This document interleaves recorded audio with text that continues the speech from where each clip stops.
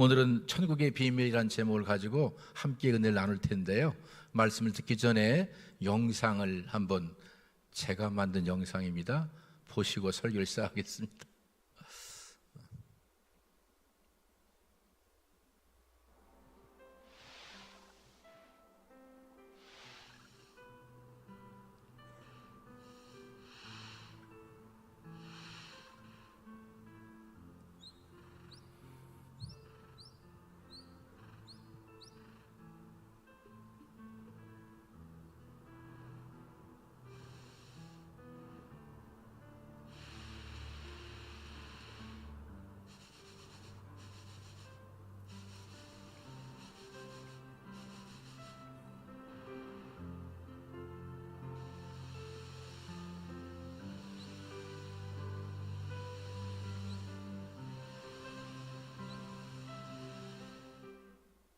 제가 구글 플로우에서 한번 영상을 만들어 봤어요. 여러분, 이 영상을 볼 때 뭐가 생각이 나시죠? 오늘 본문의 말씀, 씨 뿌리는 비유가 생각이 날 줄로 알아요. 여러분들이 이 말씀을 많이 들었지만 이 말씀 속에서 좀 다른 관점으로 여러분들이 설교하기 위하여 본문의 말씀을 가지고 이 자리에 섰습니다. 여러분, 예수님께서 설교하신 내용들을 생각한다면 그분의 설교가 어려웠을까요? 꽤 어려웠을까요? 무지하게 어려웠을까요? 정말 그분의 설교는 정말 어려웠습니다. 지금이야 우리가 성경 말씀을 이렇게 좀 풀어주니까 이해가 쉽지만 그 당시, 지금부터 2000년 전에 이런 메시지를 던졌다고 한다면 대부분 다 이해하지 못했을 것입니다. 말씀드려볼까요? 예수님께서 심령이 가난한 자는 복이 있나니 천국이 너희 것이다. 애통하는 자가 복이 있나니 너희가 위로를 받을 것이다. 어떻게 이런 말씀을 이해할 수 있겠어요? 이해가 굉장히 어렵죠. 인자가 온 것은 화평을 주러 온 것이 아니라 검을 주러 왔다. 이런 말씀을 어떻게 이해할 수 있겠어요? 입으로 들어가는 것이 너희를 더럽게 하는 것이 아니라 사람 속에서 나오는 것이 사람을 더럽게 한다. 정말 어려운 말씀은 아무든지 나를 따라오려거든 자기를 부인하고 자기 십자가를 지고 나를 쫓을 것을 말씀할 때에 이 말씀은 듣기도 어렵고 용납하기도 어렵고 받아들이기도 어려운 말씀이었을 것 같아요. 성령께서 우리 안에 오셔서 이 말씀을 깨달아 알지 한다면 우리는 말씀을 다 이해할 수 없을 것입니다. 그런데 우리 예수님께서 설상가상으로 더 어려운 말씀을 하셨어요. 오늘 본문의 말씀이에요. 우리 예수님께서 말씀을 전할 때 파라볼레, 비유로 말씀하셨어요. 한번 해볼까요? 파라볼레, 쌀을 팔아볼래. 그럼 훨씬 이해가 쉽죠? 비유로 말씀하셨어요. 파라볼레란 말이면은 파라, 뭐뭐 곁에. 볼레는 빨로에 던지다, 놓다거든요. 뭐뭐 곁에 뭘 놓다는 얘기예요. 어렵지요? 이런 거지요. 씨 곁에다가 하나님 말씀을 이렇게 놓았어요. 이게 파라볼레예요. 말씀을 듣는 자들에게 말씀하는 거지요. 씨가 땅에 떨어져야 되지, 흙으로 덮여야 되지, 그리고 그 씨가 죽어야 발화가 되는 것이지, 하나님 말씀도 똑같아. 너의 심령의 밭에 그 말씀이 뿌려지면 그 심령의 밭에서 그리스도와 함께 죽어야만이 새로운 생명이 나오는 거야 라고 파라볼레로 설명해 주었어요. 그러면 이 말씀을 들을 때 그들이 이해가 됐을까요? 안 됐을까요? 이해가 됐을까요? 안 됐을까요? 이해가 안 되는 겁니다, 이 말씀이. 그래서 이제 저는 개인적으로 예수님의 말씀을 들을 때 어떤 사람들은 이 이야기를 농사 이야기로 듣는 거예요. 맞아. 100배의 소출을 얻기 위해서는 우리 밭에 철저하게 돌을 제거해야 되겠다. 가시덤불을 제거해야 되겠네. 옥토를 만들지 아니하면 100배 열매 맺을 수 없어라고 생각하면서 농사일로 받아들이는 것이에요. 대부분의 많은 사람들은 그 당시가 농경사이기 때문에 이 말씀을 하나님께서 주고자 하는 메시지, 영적인 메시지로 듣는 것이 아니라 육적인 이야기로 들었다 이 말이에요. 또 어떤 분은 이런 생각도 하겠죠. 맞아, 작년에 내가 농사를 짓는데 새들이 와가지고 농사를 망쳤는데 우리 예수님께서 지금 그 말씀하시는 거네. 이번에 모든 새는 다 잡아버려야 되겠다. 가지고 새를 잡기 위한 계획을 세우는 사람도 있었을 것 같아요. 또 어떤 사람들은 이 말씀을 농사가 아니라 인간관계로 해석하면서 맞아, 나에게 가시 같은 존재가 있지, 저 가시 같은 존재가 사라지도록 하나님께 기도해야 되겠다라고 생각하는 사람도 있을 것이에요. 하나님의 말씀을 이해하는데 대부분의 많은 사람들은 내가 가지고 있는 고정관념, 그리고 내가 알고 있는 상식 수준에서 하나님의 말씀을 해석하는 것이 보편적 해석인 것을 우리는 알게 되어집니다. 그러하게 여러분, 욥이라고 하는 사람이 고난을 받게 되죠. 욥이 고난받아서 모든 자녀가 다 죽었어요. 모든 재산을 다 잃어버렸어요. 심지어 그의 아내는 그를 저주하며 떠나갔어요. 그리고 그의 몸에 욕창이 걸려서 기와로 자기 몸을 긁을 정도로 고통 가운데 있을 때에 욥의 친구들이 와서 뭐라고 말하냐면 네가 이런 어려운 일 당하는 것은 죄 때문이라고 얘기해요. 죄가 없는데 망한 자가 이 땅에 없다라고 그렇게 규정해 버린다는 것이에요. 하지만 성경을 보게 되면 욥이 고난당한 것은 죄로 인한 징벌이 아니었어요. 그의 잘못 때문에 책망받는 것도 아니었습니다. 오히려 그의 믿음을 증명하기 위하여 하나님을 좀 더 깊이 만나게 하기 위해서 하나님이 허락하신 사건이었어요. 그런데 많은 사람들은 자기가 경험한 그것을 상대에게도 동일하게 적용하면서 죄 때문이라고 말한다는 것입니다. 항상 강조하지만 여러분, 우리 주위에 살아가는 성도들이 어려운 문제를 만났을 때 그것을 죄의 문제로 접근하지 않게 되길 바랍니다. 할렐루야. 속으로 다 아멘 하셔야 돼요. 제발 부탁드려요. 저거 잘못해서 죄 지어서 그렇게 맞는다고 생각하지 마십시오. 그렇게 때리는 하나님이라고 한다면 저는 이 땅에 존재할 수 있는 자가 아닙니다. 벌써 데려가셨어야 돼요. 때려도 수백 대 때려가지고 데려가셨을 것 같아요. 여러분들도 앉아가지고 야, 우리 김 목사가 죄를 얼마나 많이 졌으면 그럴만 하는가. 여러분도 똑같다니까요. 이 땅에 있을 존재가 아무도 없어요. 우리 예수님께서 제자들에게 말씀하세요. 바리새인의 누룩을 주의하라 말씀하니까 제자들이 아차, 떡을 안 가져왔네라고 생각하면서 누룩을 곧바로 떡으로 연결시키는 것이에요. 왜냐하면 그들의 상식 속에는 누룩은 어디 들어가는 거죠? 밀가루 속에.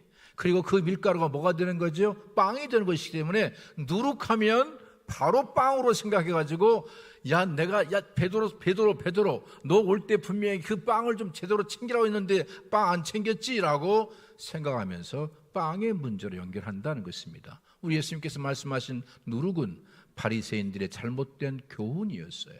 복음이 아니라 율법을 지킴으로 인하여 의롭게 되기 위하여 사람들에게 무거운 짐을 계속 얹는 이런 일이었는데 제자들은 그 의미를 알지 못하고 빵으로 생각했다 이 말이에요. 그러하게 여러분들이 하나님 말씀을 잘 배우지 아니하면 저도 제가 제일 두려운 게 뭐냐면 하나님 말씀을 자의로 해석할까 봐 굉장히 제가 두려워해요. 그래서 할 수만 있으면 이 말씀을 말씀 속에서 해답을 찾으려고 굉장히 고뇌하는 편이에요. 말씀이 말하지 않는 해답을 가지고 말한 경우는 전 거의 없어요.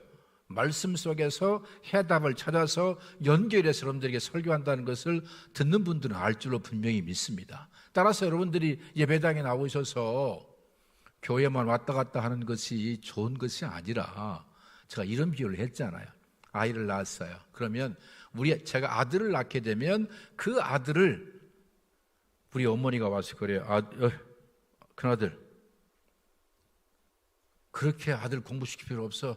초등학교만 나오게 아니면 의무교육 중학교만 나오게 라고 말한다면 제가 얼마나 기분이 나쁘겠어요.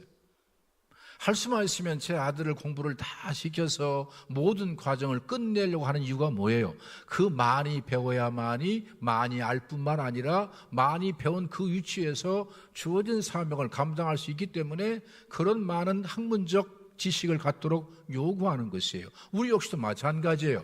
그리스도를 많이 알면 알수록 그리스도께서 우리 안에서 일하셔서 그리스도를 그만큼 닮아가게 한다는 것이에요.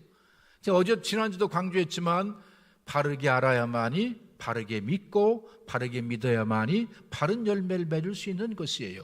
내가 그리스도를 얼마나 아냐에 따라서 그것이 삶이 되기 때문에 예배당에 오셔서 목사의 설교를 들을 때 조금은 이해가 되지 않지만 그럼에도 불구하고 귀담아 잘 듣게 되어지면 성령께서 오셔서 그 말씀을 깨달아 알게 할 줄로 분명히 믿어요. 할렐루야. 자, 그러면 우리 예수님께서 비유로 말씀하셨어요. 파라볼로로 말씀하셨어요. 어떤 사람들에게는 그것이 농사 이야기로, 어떤 사람들은 인간관계 이야기로 해석할 수밖에 없도록 그렇게 말씀을 전하셨어요. 그 이유가 뭘까요? 왜 예수님께서는 사람들에게 좀 쉽게 설명을 얼마나 좋겠어요? 쉽게 설명하지 아니하고 어떤 사람들은 알아듣지 못하도록 만들고 어떤 사람만, 특정한 어떤 사람만 알아듣도록 했을까요? 그 해답을 오늘 본문 13절 15절의 말씀 속에서 발견하게 되는데 같이 한번 제가 읽어드립니다. 13절로 15절 같이 한번 읽어볼까요? 그러므로 내가 그들에게 비유로 말하는 것은 그들이 보아도 보지 못하며 들어도 듣지 못하며 깨닫지 못함이라. 자, 예수님께서 왜 비유로 말씀하세요? 봐도 몰라요.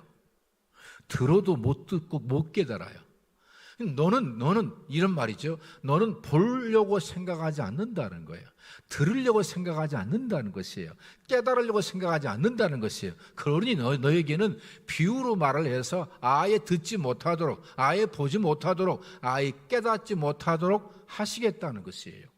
그런데 이 말씀이 어디에 예언되어 있냐면 이사야 말씀 속에 그대로 예언되어 있는데 이런 말씀에서요. 그들에게 이루어졌으니 이르시되 너희는 듣기는 들어도 깨닫지 못할 것이요 보기는 보아도 알지 못하리라. 누구예요?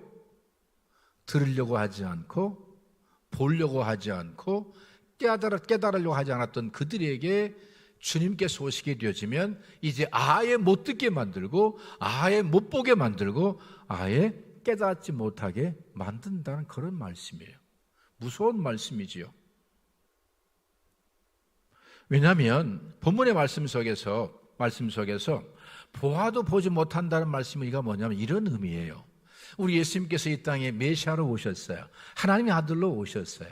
성경을 보면 메시아가 오셔서 행한 일들이 있어요. 많이 있겠지만 이사야 35장 6절로 7절로 보게 되어지면 메시아가 오시면 보지 못하는 자가 보게 될 것이요. 온몸에 나병 걸린 자가 깨끗함을 입게 될 순서가 바뀌어 양해 바랍니다. 걷지 못한 자가 걷게 될 것이요. 그리고 가난한 자에게 복음이 증거될 것을 말씀하셨어요. 이 말씀을 누가복음 7장에도 그대로 연결해 놓았어요. 누가복음 7장 18절로 보게 되어지면 예수님께서 오셔서 하실 일을 다 소개해 놓았는데 주님이 이 땅에 오셔서 하신 일이 뭐였어요? 첫 번째가 프리칭도 하셨어요. 티칭도 하셨어요. 세 번째가 힐링, 사람들을 치료해 주었습니다. 인간이 할 수 없는 모든 일들을 그분이 하셨어요. 그런데 그분이 하신 모든 일을 보면서도 그분을 메시아로 인정하지 않는 것이에요. 놀랍지 않나요?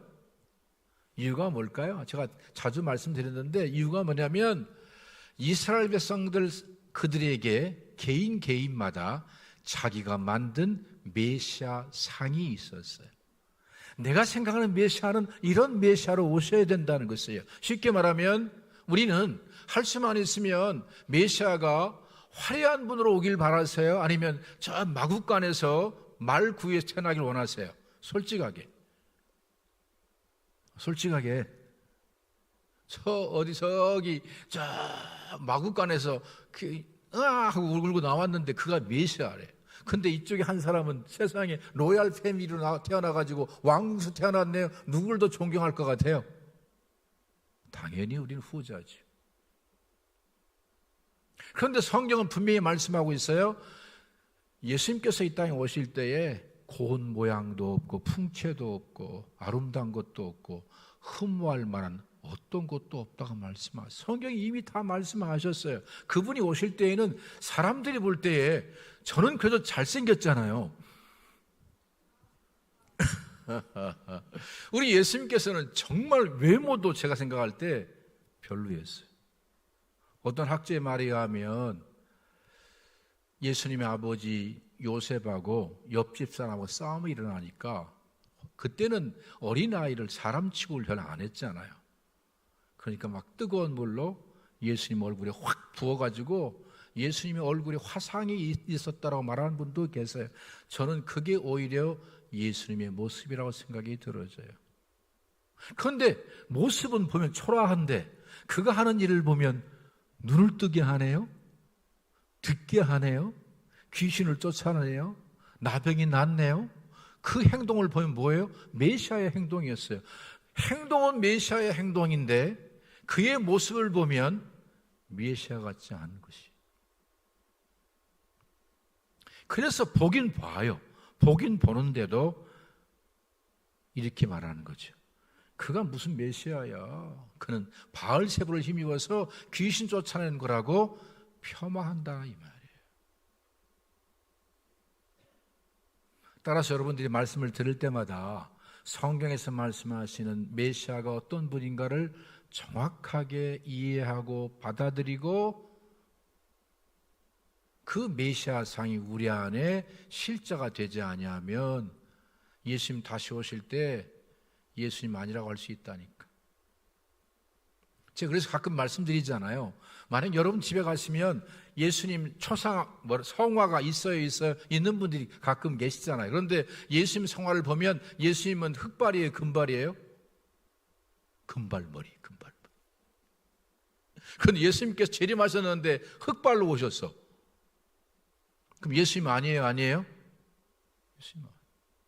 예수님의 코가 얼마나 높아요. 근데 김철원 목사처럼 코가 납작하게 오셨어.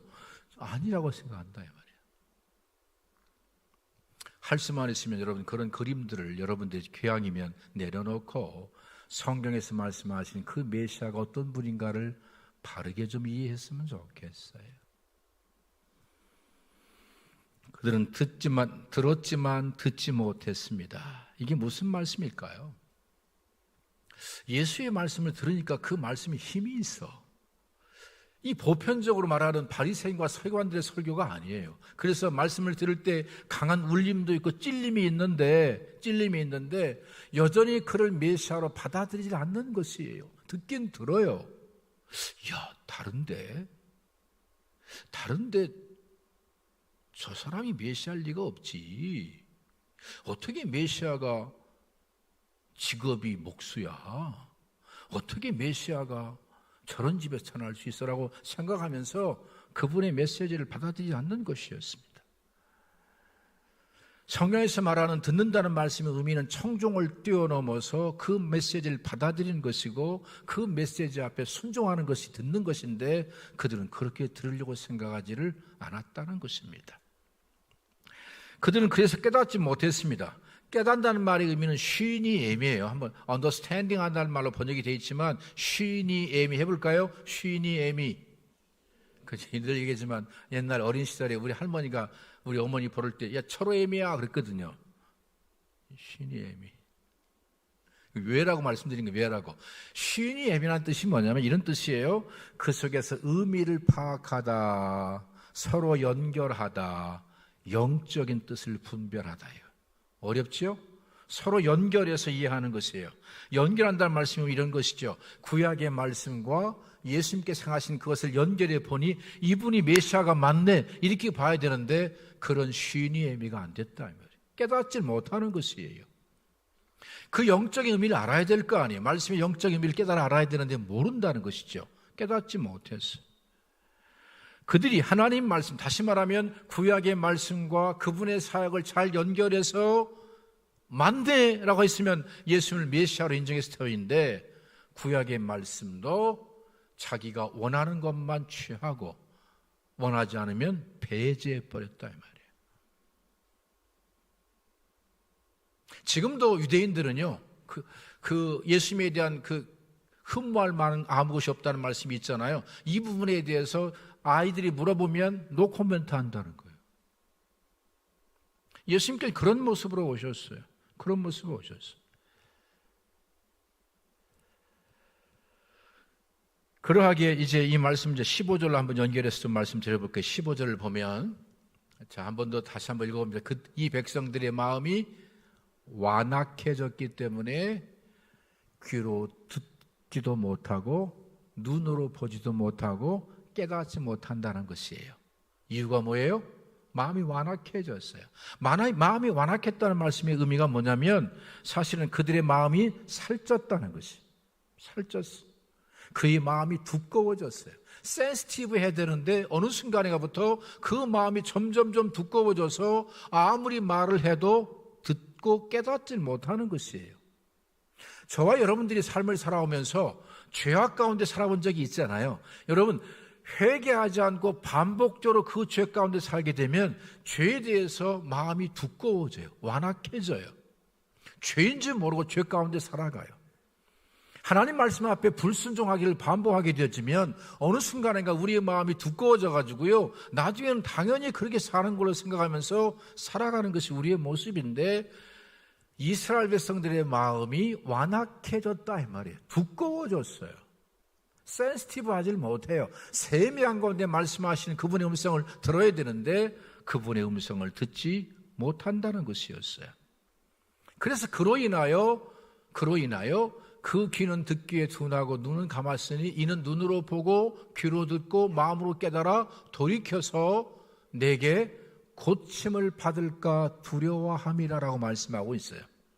그런데 원문을 보게 되면 두려워한다는 말씀은 사실은 없는데 의역을 좀 한 것이에요. 이 말씀을 좀 이렇게 설명해 드려 볼게요. 원문 그대로. 백성들이 마음이 둔해졌다. 귀로 제대로 듣지 못한다. 자신들의 눈은 감았다. 왜냐하면 눈으로 보고 귀로 듣고 마음으로 깨달아 돌이켜서 내가 그들을 고치게 되는 일이 일어나지 않기 위해서였다. 더 어렵나요? 이런 말이에요. 그들은 들으려고 생각하지 않았어요. 보려고 생각하지 않았어요. 깨달으려고 생각하지 않았어요. 이유가 뭐냐면 제대로 구약의 말씀을 가지고 예수님을 보는 순간 예수님이 누구예요? 메시아로 보여야 되는 것이죠. 메시아거든요. 그러면 그 메시아 앞에 가서 무릎을 꿇어야 돼요. 모든 백성들은 메시아 앞에 무릎 꿇고 메시아는 예배의 대상이니까. 그런데 내가 그를 볼 때 아무리 봐도 메시아 같지가 않아. 외모도 나보다 떨어져. 학벌도 떨어져. 가문도 별 볼 일 없어. 직위도 떨어져. 여러분들이 그런 사람들 앞에 무릎 꿇을 수 있겠어요? 우리 그거 어렵습니다. 정말 우리 안에 성경적 메시아 상이 정립되지 않으면, 정립돼도 쉽지 않거든요. 그런 모습으로 보면 쉽지 않은데, 아직 정립이 안 된 그들이 메시아 앞에 가겠어요? 당신이 메시아로 인정하겠어요? 인정하지 않는다는 거예요. 그를 메시아로 인정하지 않기 위해서 귀를 닫아요. 안 들으려고 그래요. 눈도 감아버려요. 그가 하는 모든 일들이 메시아임을 증명하는데도 눈을 감아버려요. 이런 말씀이에요. 이런 말씀. 이해가 되시나요? 좀 어려운 말씀인데. 그러니까 예수님께서는 동일하게, 그래 너희가 눈 감았지, 너희 귀 감았지, 깨달으려고 하지 않지, 내가 너희에게 더 알지 못하도록 파라볼레로 설교할 거야. 못 알아듣도록, 보지 못하도록, 깨닫지 못하도록 비유로 말할 거야. 그래야만이 너희는 내게로 와서 고침받고 구원받지 못하게 되니까. 무서운 말씀이죠. 우리에게는 해당되는 말씀이 아닐 수 있지만 그 당시 유대인들에게, 바리새인들에게, 서기관들에게 무서운 말씀을 지금 던지고 있는 내용인 것입니다. 자, 그러면 그들은 왜 그렇게 그들의 마음이 완악해졌을까? 여러분, 그 유대인들의 삶, 바리새인들의 삶을 보면 율법으로는 흠이 없었습니다. 그 정도로 완벽했어요. 율법을 다 지켰어요. 613가지의 율법, 마이모리데스가 613가지로 나눴다고 그랬잖아요. 그 율법을 완벽하게 지킨 사람들이었어요. 심지어 하루에 5번씩 기도했습니다. 안식일 날은 철저하게, 오늘날 말하면 주일이지요, 철저하게 주일을 지켰습니다. 모든 절기를 완벽하게 지켰습니다. 일주일에 한 번씩 금식하며 기도했습니다. 10의 1조를 드리는 삶을 살았습니다. 여러분, 이렇게 사는 사람들이 우리 성도 가운데 얼마나 있을까요? 하루에 5번씩 기도. 새벽 예배 안 빠져, 수요일 날 안 빠져, 금요일 날 안 빠져, 오후 예배 안 빠져, 대예배 안 빠져. 하루에 또 뭐 틈만 되면 무릎 꿇고 기도해. 우리들 성도 가운데 저 빼고 아무도 없을 거. 사실 저도 그렇게 못합니다. 그런데 그렇게 하나님과의 그 긴밀한 관계 속에 살았던 그들이 왜 메시아를 알아보지 못했냐 이 말이에요. 아니, 메시아로 왜 인정하려고 하지 않았냐 이 말이에요. 왜 인정하려고 하지 않았을까요? 저는 제가 성경을 보는 겁니다. 그들의 마음이 완악했기 때문이지만 동시에 그들은 하나님의 나라의 비밀을 제대로 이해하지 못했기 때문이었습니다. 다시 말씀드려요. 하나님의 나라에 대한 비밀을 알지 못했어요. 다시 말하면 성경에서 말씀하신 하나님의 나라, 예수님께서 이 땅에 오셔서 이루고자 하는 하나님 나라와 그들이 생각했던 하나님 나라가 달랐다는 거예요. 전에도 말씀을 드렸어요. 여러분, 오늘 본문의 말씀의 핵심은 하나님 나라가 어떻게 시작되고 어떻게 임하며 어떻게 확장되는가를 말씀하신 내용이 오늘 씨 뿌리는 비유 속에 나타나 있어요. 다른 거 아니에요. 하나님의 나라가 어떻게 시작되고 그리고 어떻게 우리 안에 이루어지고 어떻게 그 하나님 나라가 확장되냐에 대한 말씀이 오늘 말씀 속에 가장 중요한 핵심이에요. 핵심. 그런데 이스라엘 백성들이 원했던 하나님 나라가 있다고 말씀을 드렸잖아요. 이스라엘 백성들은 BC 586년에 바벨론에서 멸망을 당하게 됩니다. 그리고 그때부터 주권을 회복하지 못하기를 언제까지 하냐면 1948년까지 계속하는 거예요. 바벨론이 멸망되었고 페르시아가 바벨론을 멸망하자 그대로 그냥 속국이 되어져요. 그 다음에 헬라가 또 페르시아를 멸망시키고 그 다음에 하스모니안 왕조가 한 102년 정도, 이 정도 시간 독립국가를 갖다가 또다시 로마에 의해서 멸망당하면서 예수님 오실 때까지 거의 1000년의 시간 정도를 그렇게 나라 없이 주권을 잃어버리고 살아가요. 여러분, 우리가 일제 36년의 강점기 동안에, 강점기 속에 우리 성도들의 기도의 제목이 무엇일까요? 하나님, 이 나라의 독립을 달라는 기도였습니다. 그러면 그 나라를 그 1000년 정도의 시간 동안 나라를 없이 살았던 그들이 기도했던 기도의 제목들이 뭐였을까요? 민족의 독립이었어요.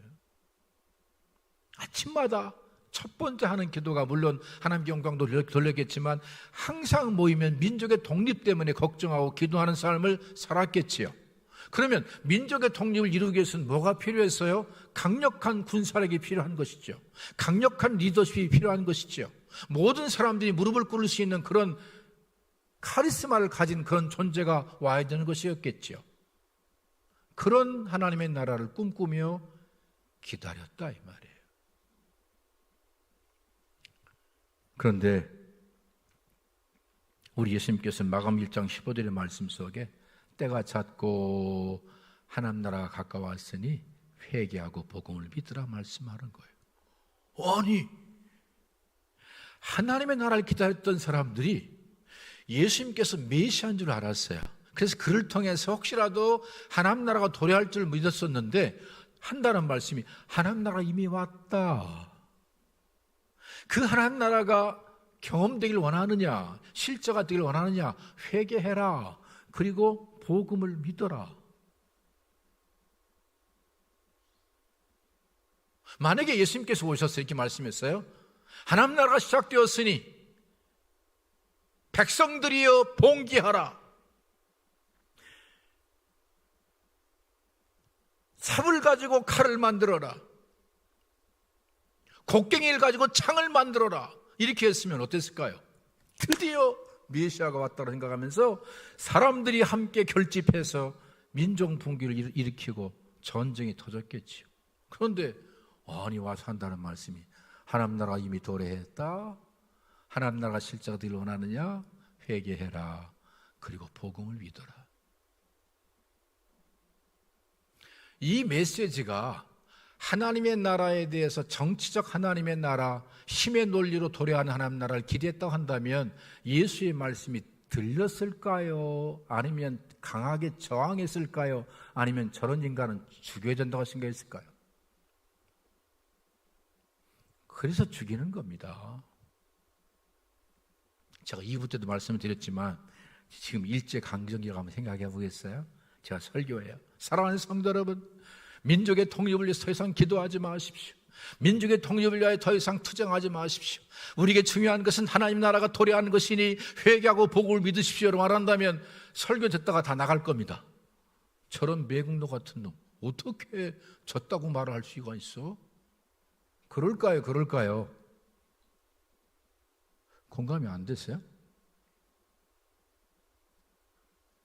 예수의 메시지가 그러했다는 것입니다.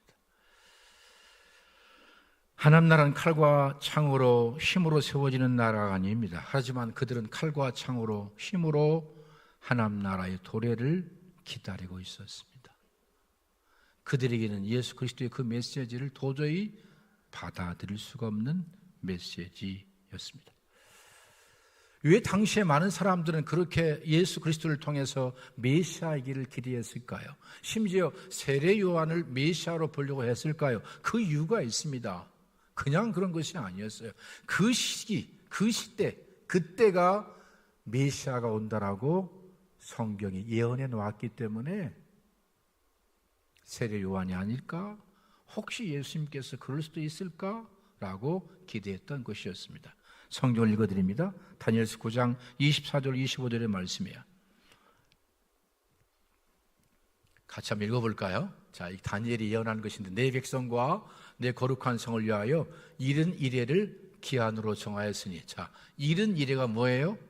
70이레. 이레가 70이레. 70이래요. 71에. 71에는 7 곱하기 7이기 때문에 77에 49, 490년이에요. 490년을 딱 정해놨대요. 이해가 되죠? 490년. 그런데 그때가 되면 어떤 일이 나냐면 첫째, 허물이 그친다.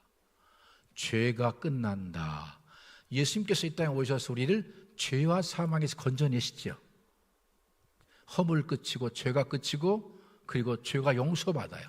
예수 그리스도를 믿으면 영원한 속죄 있지요. 그 말씀하는 것이에요. 그리고 영원한 의가 드러난대요. 그 영원한 의가 뭐예요? 예수를 그리스도로 믿어 의롭다 칭함받는 하나님 앞에 의로운 존재가 되어지는 그 영원한 의가 그리스도를 통해서 드러난다 이 말이에요. 드러나고요. 뿐만 아니라 환상과 예언이 응해요.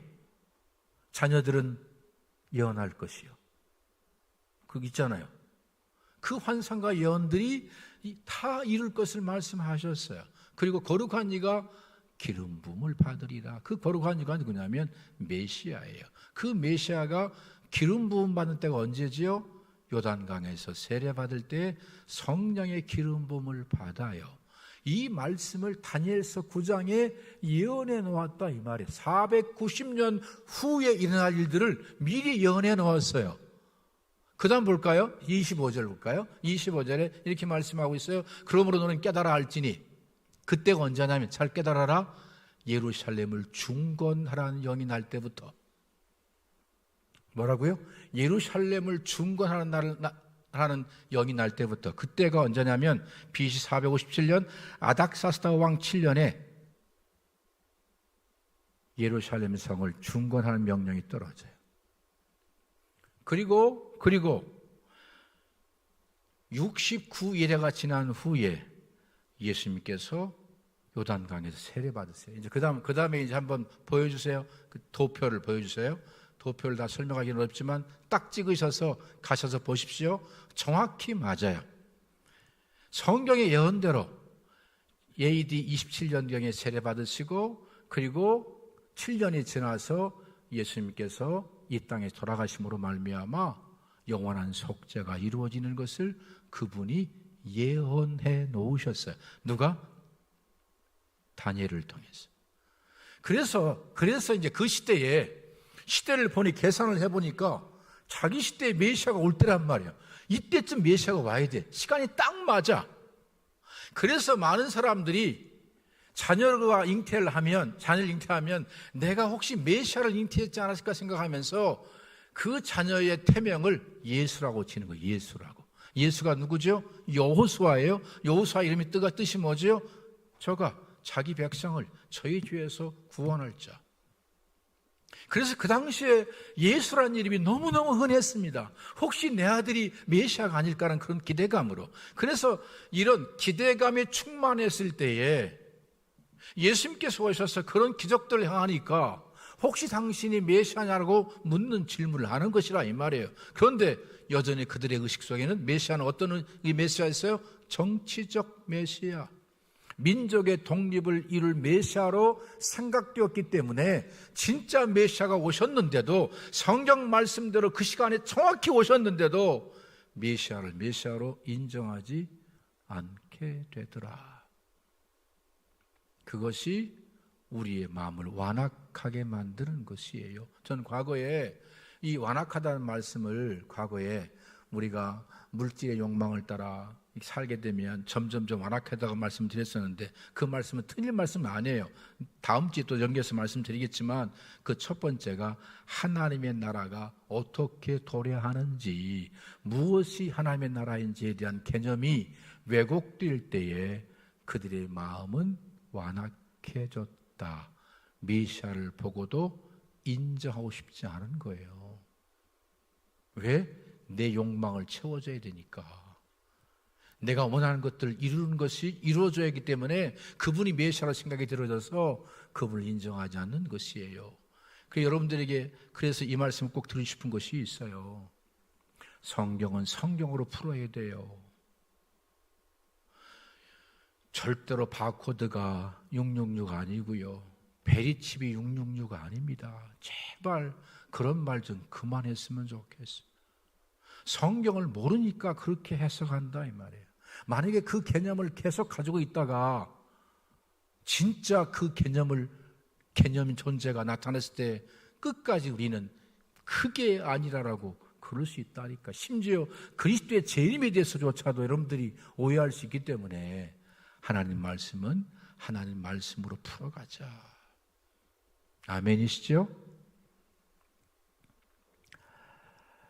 그래서 우리 예수님께서는 수많은 사람들이 세례 요한에게도 당신이 메시아입니까? 라고 물었을 때, 또 예수님을 찾아와서 하나님 나라가 언제 임하냐고 물었을 때 예수님 이렇게 대답하세요. 한 절만 더 읽고 설교를 끝냅니다.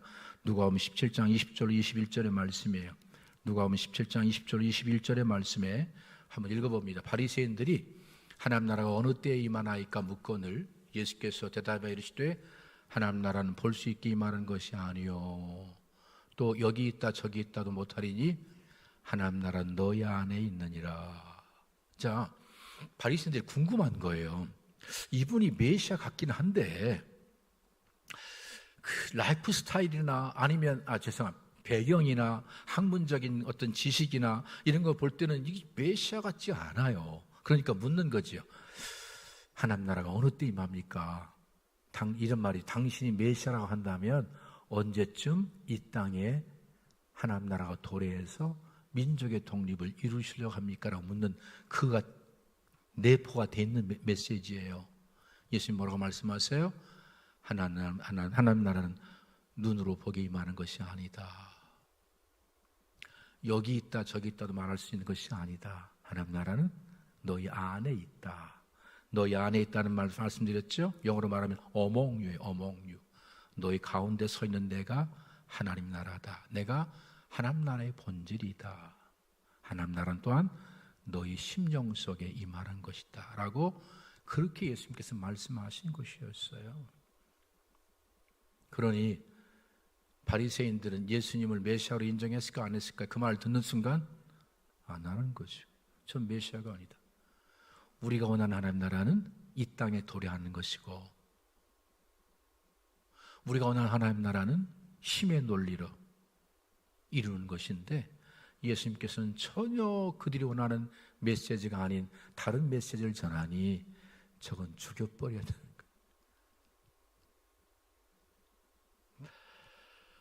사랑하는 성도 여러분, 하나님 나라는 정치적 혁명으로 오는 것이 아닙니다. 군사력으로 세워진 나라도 아닙니다. 인간의 욕망을 이루는 방식으로 도래하지 않습니다.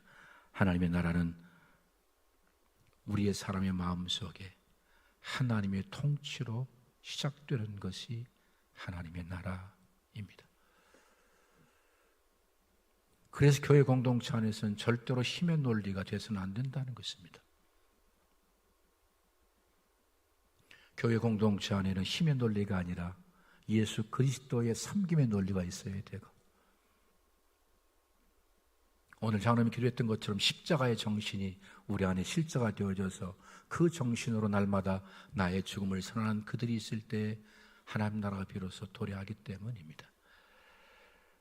그러므로 오늘 본문의 말씀 속에 가장 중요한 비밀은 하나님의 나라가 어떻게 도래하느냐, 씨가 밭에 떨어지듯이 그리고 흙으로 덮이듯이 아무도 보이지 않지만 너희의 심령의 밭 속에 하나님의 씨가 떨어지게 되어지면 그때부터 시작되는 것이다. 아무도 몰라요. 내 안에서 그 하나님의 생명의 말씀이 발화하려면 하늘의 밀 아래 땅에 떨어져 죽지 아니하면 하늘 그대로 있고 죽음의 많은 열매를 맺는 것처럼 그 생명의 말씀과 함께 나의 죽음을 날마다 선언하게 되면 그때 비로소 하나님의 나라가 고개를 들고 우리 안에서 드러나기 시작하는 겁니다. 이젠 섬기는 삶을 살아야지, 더 낮아져야지, 더 용서해야지, 더 사랑해야지, 더 덮어줘야지, 더 가려워줘야지. 그때 비로소 우리 안에서 하나님 나라가 고개를 드미는 것이에요. 사랑하는 성도 여러분, 우리 안에 하나님 나라는 이미 시작이 되었습니다. 계속해서 생명의 말씀을 듣다 보면 그리스도께서 우리 안에서 이루신 그 하나님 나라가 실제가 되어져 사랑이 있는 공동체, 섬김이 있는 공동체, 서로가 서로를 위해서 울어줄 수 있는 그런 공동체, 다른 사람을 내 어깨에 세워도 결코 아파하지 않는, 오히려 더 영광스럽게 존귀하게 생각하는 그런 공동체를 그분이 이루어가실 줄로 분명히 믿으며 기도하십니다.